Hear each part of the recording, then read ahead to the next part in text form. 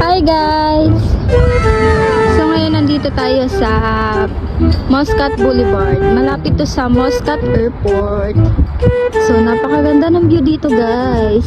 Very elegant, you know. Pero mas maganda to pag gabi. Papakita ko sa inyo mamaya pag gabi. Kasi may mga fountain dyan. Tapos may mga pailaw. Ganito siya kaganda guys. Napaka-elegant niya. Dito lang yun sa Oman. Kaganda guys. Guys. So marami ditong kainan guys. Visit na kayo dito. Dito lang yan sa Muscat Boulevard. May mga hotel din dito guys kung gusto nyo mag-hotel. Tapos marami din kainan dito. Mga Arabic food, Lebanese food, Italian food. Marami dito guys. Marami kayong pagpipilian.